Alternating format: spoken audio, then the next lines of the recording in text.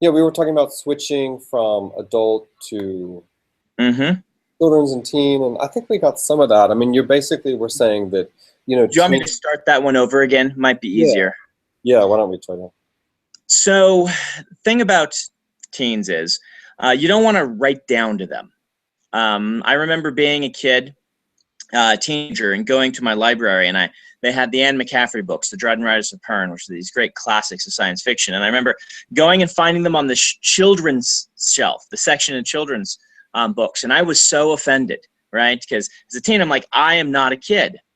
And so I then went to the librarian and I said, why are these shelved there? And they're like, well, that's where the teens go. So I put the books where the teens will find them. But that stuck with me. And always I felt offended because these were like real adult books. And, teens, I should say, will notice immediately if you're writing down to them. At the same time, what we've noticed that teens like a really sharp, consistent voice, particularly for a protagonist. And that creates a lot of the more powerful teen fiction. They do like it to deal with real issues. Otherwise there wouldn't be so many great literary fiction teen books out there that have done so well. So you can put everything and should put everything into a teen book that you would put in an adult book. You just, number one, you want to get started faster. The teens won't put up with you dilly-dallying along, so to speak. They want you to get to the meat of it and let them know what the story is. They want to have a powerful voice that they can connect with. And, usually you try to streamline a little bit. In epic fantasy, I'll let myself go crazy. I'll have 30 viewpoints, all doing goofy stuff. In a teen book, I'm going to make each character as complex and each plot line is complex. I'm just going to put fewer of them in so it's streamlined. Hmm. Yeah. So earlier when we were talking, about the really great way that science fiction readers interact with writers, and you mentioned all the different symposia and conferences, um, and really fandom sort of coming out of that. It's interesting. It's sort of in the position that I'm in. I've seen this debate about diversity happen in children's books, and also now in the sci-fi community, and Mm-hmm. it really broke out in a kind of dramatic way at one of these conferences. Yes. Um, so, do you think that the community has sort of progressed beyond that kind of dramatic moment, or how do you assess things right now? I don't think our entire society has yet um, progressed beyond um, this idea that we need to look at things through other people's eyes, that we need to acknowledge that some people, a lot of people, have been marginalized for a long time. We and I don't think this debate is over by far.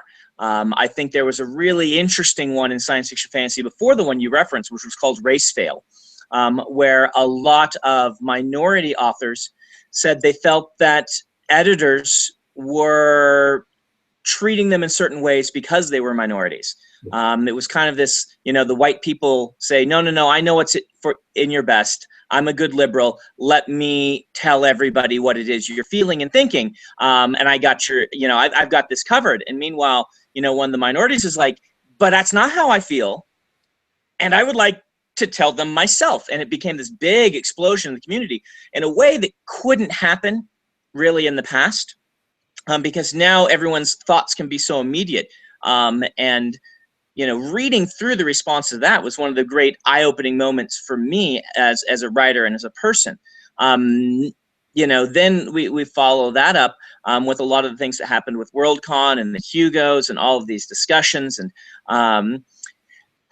fandom is prickly, but the strength of fandom is its passion.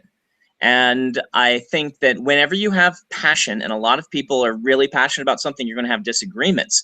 So I don't think that's ever going to go away. And that's like part of what makes change happen is passionate people discussing with one another. But I think we have a long ways to go as a community. I mean, science fiction and fantasy, these cons were basically started by people, like I said, like Isaac Asimov and Arthur C. Clarke, and it was an old boys club for a long time. And it transitioned into an old boys club and a few girls that we like. and it's hopefully transitioning out of that. But everyone has their own opinion on how far along that is, or if it's all just a farce. Yeah.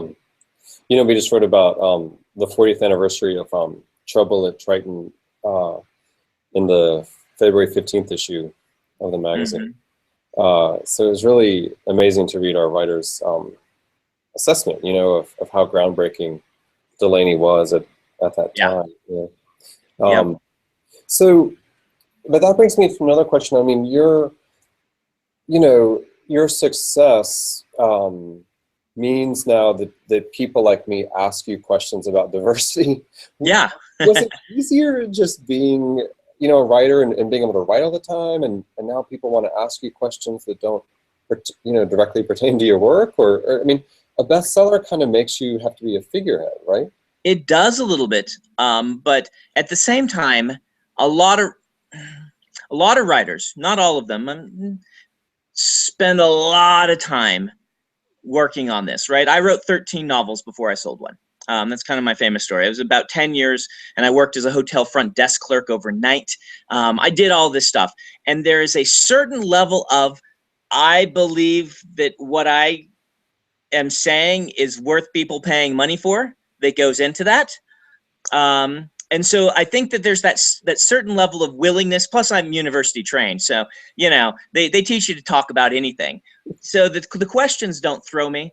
Beyond that, when Robert Jordan passed away and his widow asked me to be the one to finish his series, I had this moment of kind of stepping forward for about 10 million fans worldwide and becoming their stepdad. This put me in a position, a very interesting position, of being a very literal figurehead for something that was much larger than me, because I represented, you know, his memory, his widow, who was more of the old school, don't interact with the fans very much. She was an editor. She was the editor on Ender's Game. She's a brilliant editor. His two assistants, and then the whole team at the publisher all was like, Brandon, this is, you know, you are the one who steps out in front of the firing squad and says all the things that that we've all decided upon. That gave me a lot of experience for doing this sort of thing. And then I have my professor hat. I teach at the local university, and I have a lot of theories as an academic on science fiction and fantasy and its relationship to things like literary fiction. One of my teachers all through my master's degree was a poet, a very good poet. And we had great discussions on these sort of literary fiction and fantasy, and what is fantasy trying to do, and what does it even mean for something to be literary. And so I'm used to, in some ways, being the standard bearer for science fiction and fantasy. That in my whole program I was that, and among my friends who were all aspiring writers, I became that because I became the one that was successful. And so I enjoy the questions. I enjoy getting things like this. I don't know that my opinion is any more valid than anyone else's, but I'm certainly willing to give it. And that's the professor's mantra, right?